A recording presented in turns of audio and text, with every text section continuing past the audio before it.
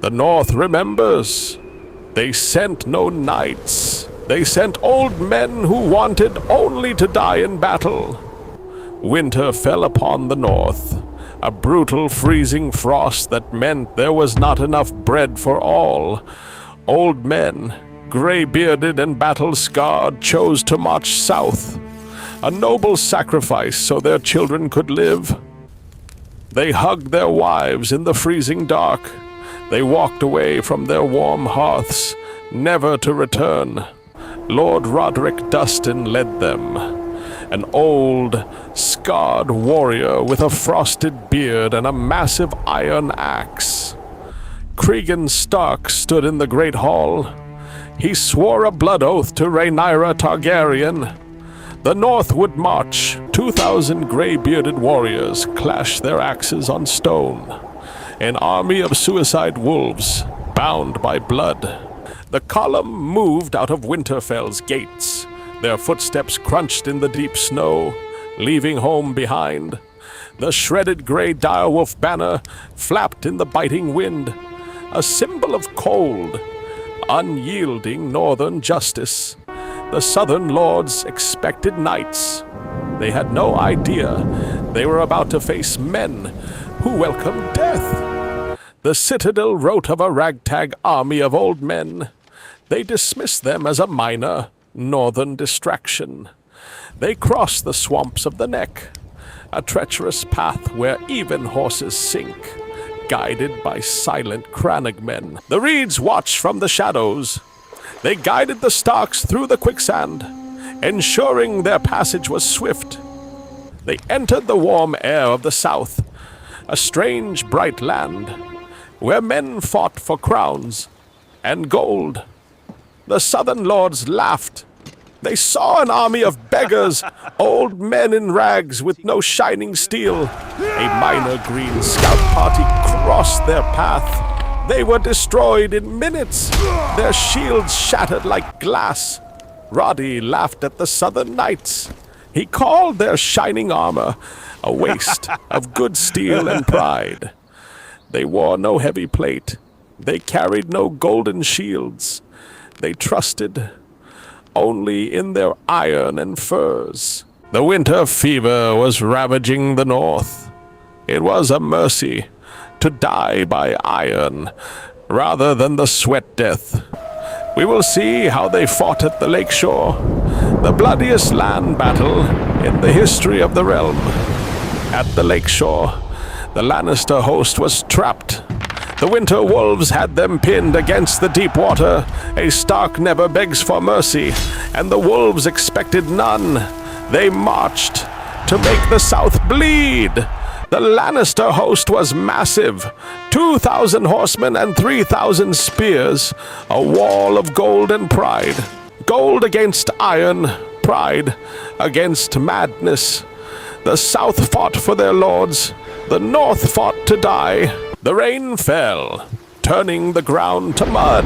The wolves sharpened their iron, waiting for the dawn charge. The charge begins.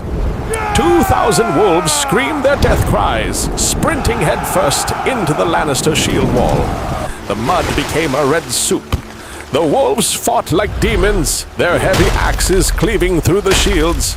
They had no fear of death. They threw themselves onto spears to pull the knights from their saddles. Roddy's axe was a blur of iron. He cut through the Lannister front lines like wheat in autumn. The Lannisters panicked. They had never faced men who laughed as they were run through with steel. The Red Fork ran thick with blood. The lake was choked with the bodies of 5,000 men.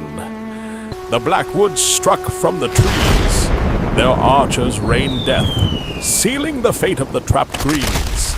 The Hightower host tried to reform, a solid wall of stone and steel, to stop the wild wolves. The wolves did not stop. They charged the wall again and again, their iron axes chipping the stone. It was the bloodiest day of the war, a land battle that broke the spine of the Greens. They took no prisoners. The wolves had no use for ransoms. They came. only to clear the field. The Greens fled into the cold water. Their heavy plate became their tombs, dragging them down to the mud. They called it the fish feed, a feast of iron and flesh. For the crows and the lake, the Lannister host was gone. The road to the south was open, bought with the blood of old. Half the wolves were dead. The survivors sat in the mud, laughing that they had survived another day. But the war was not done. A fresh Hightower host appeared, their swords bright in the dying sun. Roddy did not retreat. He formed a wall of iron wood, his men standing shoulder to shoulder. They charged! A suicidal counter-strike that caught the heavy cavalry off guard, shattering their momentum. Spears shattered. The fight became a brutal, close-quarters melee, where only raw strength decided survival. They fought into the night, the red mud swallowing the dead, a tragedy of cold northern steel. Citadel records speak of a shattered axe, the weapon of Roddy the Ruin, left in the mud. They marched to Tumbleton, a strategic town that was about to become the graveyard of Rhaenyra's cause. The dragon seeds betrayed them. Hugh Hammer and Ulf the White turned their dragon fire onto the Black Host. Surrounded by fire and steel, the wolves were trapped. The Green Knights closed in for the kill. Lord Roderick Dustin saw the enemy banner. He charged headfirst into the center of the Green Host. A steel blade found him.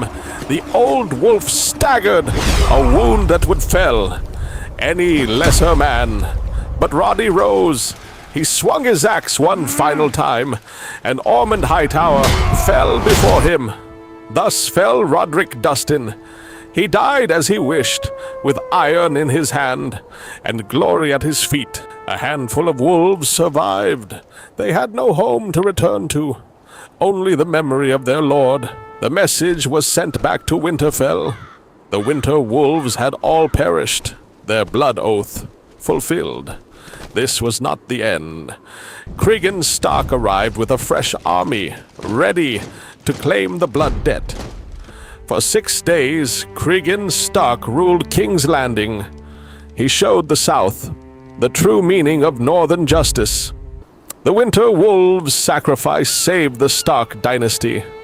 Their names were carved into the stones of the North. Does the realm remember them as legendary heroes, or as unhinged madmen who simply wanted a place to die?